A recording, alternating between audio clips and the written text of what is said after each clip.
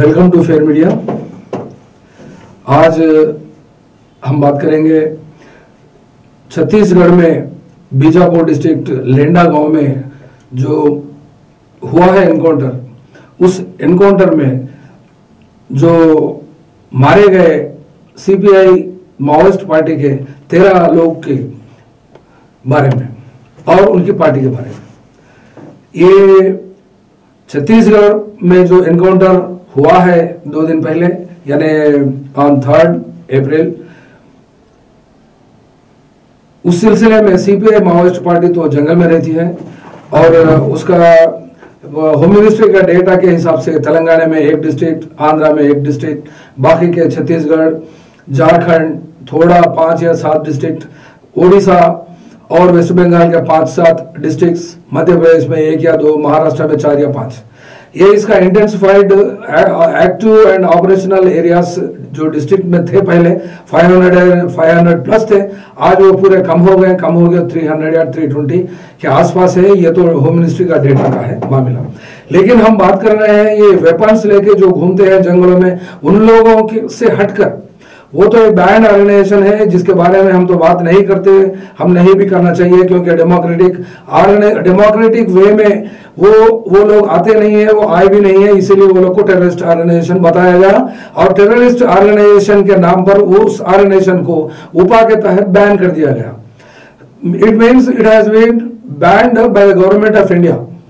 सो ये banned organisation जंगलों में रहता है, इसीलिए इसको बैन किया।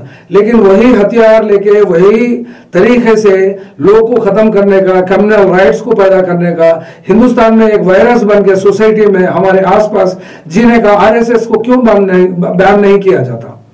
ये आरएसएस की पैदाइश से लेकर आज तक कई लाख कम्युनल राइट्स हो गए हैं।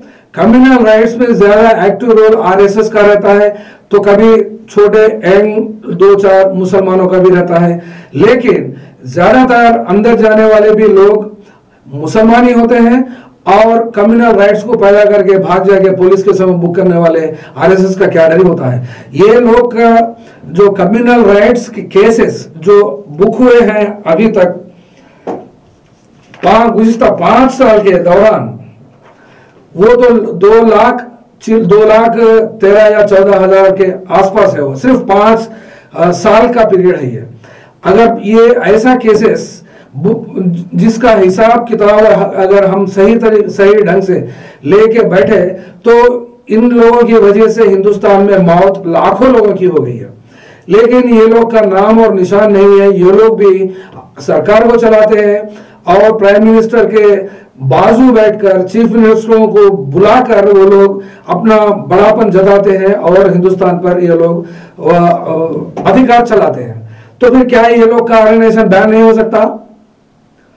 ये भी एक कम्युनल वायरस है जिसकी वजह से लाखों लोग मर जा रहे हैं हर साल मर रहे हैं, हर महीना मर रहे हैं, लाखों लोगों के लोग इंजरी हो रहे हैं और केसेस में भी ये लोग बुक हो जा रहे हैं। फिर ये ऑर्गेनाइजेशन को भी हम इससे पहले के वीडियो में भी बताए थे कि ये आरएसएस ऑर्गेनाइजेशन को जो भी सरकार में है इस वक्त तो मोदी शाह साहब की सरकार है, वो लोग ही आरएसएस है और आरएसएस के लोग ही अब सरकार चलाते हैं। लेकिन वो लोग 10 साल सरकार चलाए हैं, जितना मनमानी की है, जितना करे हैं, जितना हुआ है, वो यहां तक खत्म है। अब इलेक्शन का दौर चल रहा है, इलेक्शन है और इस इलेक्शन में जो 303 के पार जो 2019 में जीती है पार्टी बीजेपी और इसके अलायंस ग्रुप्स, इस बार जीतने के हालात में नहीं है। तो लिहाजा हर पार्टी भी अपना एक मैनिफेस्टो लेकर आती है। इस मैनिफेस्टो के तहत हम बात करेंगे कांग्रेस पार्टी का मैनिफेस्टो, जो पी चिदम्बरम आज ही ने कांग्रेस पार्टी की तरफ से ये जो होने वाले इलेक्शनों में अपना 5 पिलर्स ऑफ जस्टिस बताया। ये 5 न्याय है क्या? एक नजर हम डालेंगे उस पर। युवा न्याय और नारी न्याय, किसान न्याय, श्रमिक न्याय, हिस्सेदारी न्याय, ये पूरा जस्टिस हिंदुस्तान में जस्टिस देने के लिए है। ठीक है, बहुत खुशी की बात है, बहुत अच्छी बात है। ये मैनिफेस्टो चिदम्बरम साहब ने बनाई है और ये चिदम्बरम साहब इसको रिलीज किए हैं। ये तो हमारे को सोशल मीडिया में और मीडिया में हमको देखने मिला। लेकिन ये जो भी देते हैं, जो भी मैनिफेस्टो बनाते हैं या मैनिफेस्टो कमेटी के चेयरमैन होते हैं और एआईसीसी के चेयरमैन होते हैं, वो कांग्रेस का सेटअप में, कांग्रेस के सिस्टम और वो लोगों के मेथोडोलॉजी में ये लोग मैनिफेस्टो बनाते हैं और मैनिफेस्टो को रिलीज करते हैं, अधिकार में आते हैं और अधिकार से भी जाते हैं। क्योंकि ये लोग, ये बीजेपी आरएसएस के मोदी साहब से पहले ये यूपीए 1 भी चलाया था, यूपीए 2 भी चलाया था। लेकिन ये चिदम्बरम साहब का भी तो एक ट्रैक रिकॉर्ड है। ये ट्रैक रिकॉर्ड को हम थोड़ा जो याददाश्त अपनी ताज़ी रखते हैं, जो याददाश्त को नहीं खोते और जो अपने अपने मसाइल में नहीं खोते, थोड़ी नजर सियासत पे भी अगर डाले तो चिदम्बरम साहब का भी मालूम होता है। ये चिदम्बरम साहब ऑपरेशन ग्रीन हंट लगाकर फॉरेस्ट एरिया में, जो सीपीआई माओइस्ट के एरिया जंगलों में रहते हैं, ये लोगों को तबाह करने में, ये लोगों को एनकाउंटरों में खत्म करने में ये माहिर थे। और आज भी वही चेहरा फिर दोबारा से कांग्रेस पार्टी के लिए काम कर रहे हैं। ये इससे फायदा किसको, नुकसान किसको? ये बात अगर सोचना है तो छत्तीसगढ़ के लोगों के नजरिया से, वो लोग का पॉइंट ऑफ व्यू, वो लोग की thinking the way what they want to see this world remaining by living in Chhattisgarh area. तो पुराने चीफ मिनिस्टर को और परसों के चीफ मिनिस्टर में क्या फर्क दिखता है वहां की आवाम को? वो तो ट्राइबल डोमिनेटेड एरिया है, ट्राइबल पॉपुलेटेड एरिया है। विष्णुदेव साई अब प्रेजेंट चीफ मिनिस्टर है और पुराने भूपेश सिंह बघेल साहब है जो 15 साल पहले 15 साल जो रूल किया था छत्तीसगढ़ को बीजेपी की पार्टी का। उसके बाद में भूपेश बघेल आए, जो उनके तरफ से जो कांग्रेस पार्टी वहां पर आई थी, वो 5 साल के बाद में दोबारा अधिकार में नहीं आ पाई। क्या वजह है? इसके ऊपर थोड़ी रोशनी डाले तो एक ही बात समझ में आई। कांग्रेस पार्टी का जो एजेंडा है, जंगल में ऑपरेशन ग्रीन हंट और माओइस्ट पार्टी के नाम से जो लोगों का एनकाउंटर होता है, एनकाउंटर किए जाते हैं जो ट्राइबल्स, वो लोग में कोई खास तब्दीली नहीं हुई। खास तब्दीली नहीं होने की वजह से वो लोग कांग्रेस के भूपेश बघेल साहब को और विष्णुदेव साई साहब के बीच में कोई अंतर महसूस नहीं कर रहे हैं। इस नहीं करने की वजह से वहां का डिफेंस पर्सनल फोर्स या फिर एंटी माओइस्ट फोर्स जो भी होता है, कोबरा फोर्स हो, ये जितने भी ऑपरेशन ग्रीन हंट में लगे हुए हैं, वो लोग में तो कोई फर्क नहीं आया। लेकिन ये ऑपरेशन ग्रीन हंट हो या फिर माओइस्ट रिलेटेड वायलेंस हो, अगर हम इसको हिसाब से अगर देखें तो इसको 3 तरीके के लोग इस माओइस्ट रिलेटेड या फिर एक्सट्रीमिस्ट रिलेटेड वायलेंस में 14,552 लोग अभी तक मर चुके हैं। यानी इस संख्या हम एग्जैक्टली क्यों बता रहे हैं 14,552 का, ये इंसर्जेंसी का आंकड़ा, ये 14,552 है, जिसमें सिविलियंस है, डिफेंस पर्सनल है और इंसर्जेंट्स है। ये पूरा मिलाकर ये इतना आंकड़ा हुआ है। लेकिन कम्युनल वायलेंस में कितना होता है? कम्युनल वायलेंस में इंडिया 4th रैंक पर है। फर्स्ट आता है सीरिया, नाइजीरिया, इराक, इसके बाद में आया है हिंदुस्तान।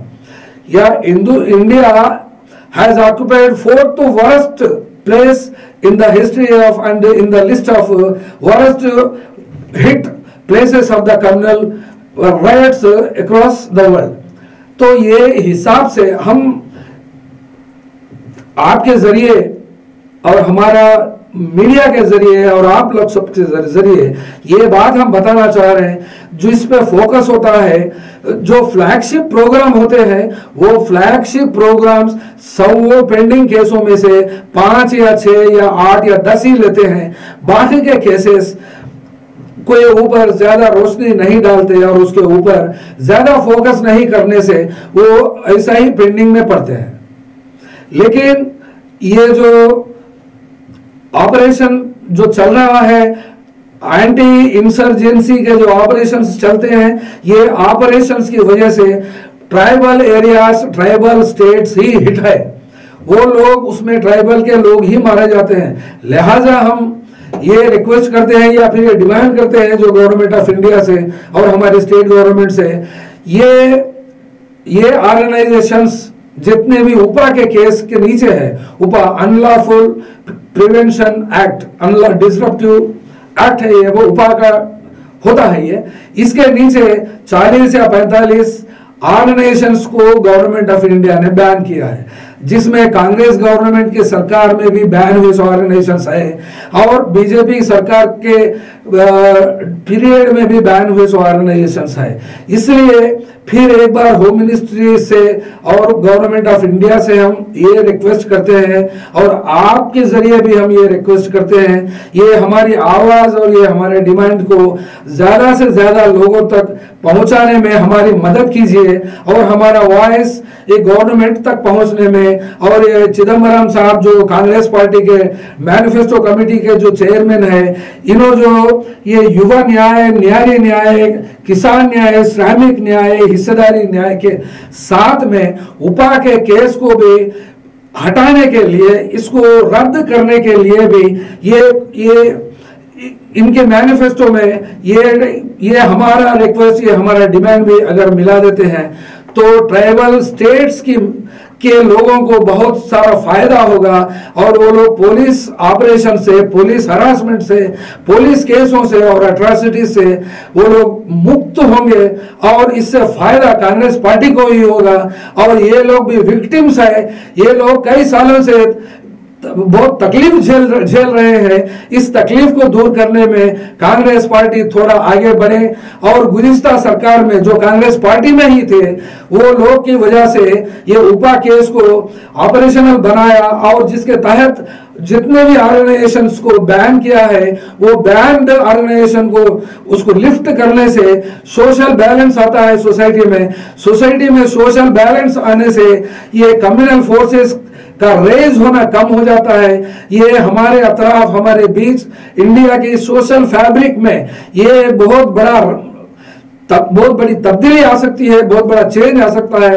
लिहाजा ये हमारी गुजारिश है कि ये ऑर्गेनाइजेशन के ऊपर से बैन उठाया जाए और आरएसएस को बैन किया जाए।